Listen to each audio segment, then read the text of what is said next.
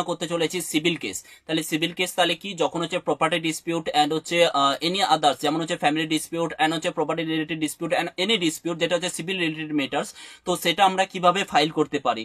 যখনই কোনো প্লেন্টিফ বলছে, প্লেন্টিফ মানে হচ্ছে দ্য প্লেন্টিফ বলছে ফাইল ইন সুট, যখনই কোনো প্লেন্টিফ ফাইল হচ্ছে সুট ফাইল করেছেন, তার ক্ষেত্রে একটা সামন ইস্যু হয়। তো সেই ক্ষেত্রে একজন ব্যক্তি রিটেন স্টেটমেন্ট মানে যেমন হচ্ছে কোনো ব্যক্তি প্লেন ফাইল করতো, ও প্লেন ফাইল করলো, সেক্ষেত্রে কোর্ট সেখানে সামন ইস্যু করে।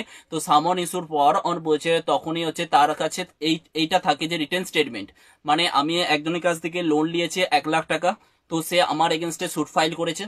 তো সুট আমার এগেনস্টে সুট ফাইল করার পর তো আমার এগেনস্টে সামন ইস্যু হলো।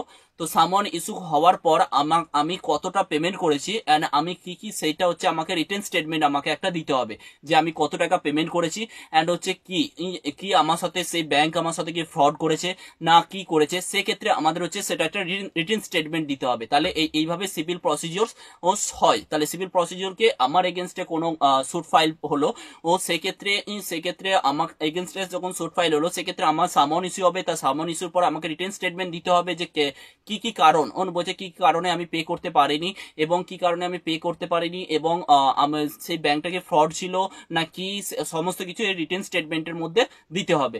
তো এটা হচ্ছে রিটেন স্টেটমেন্ট। যখন হচ্ছে কোনো প্লেন্টিভ বলছে সুট ফাইল হলো, তো সেক্ষেত্রে একটা রিটেন স্টেটমেন্ট দিতে হবে। ডিপেন্ডেন্ট বলছে ডিপেন্ডেন্ট একটা রিটেন স্টেটমেন্ট দিবে। এটা হচ্ছে পিটিশন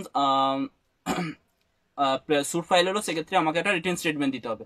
এটা হচ্ছে সিভিল প্রসিডিওরস এর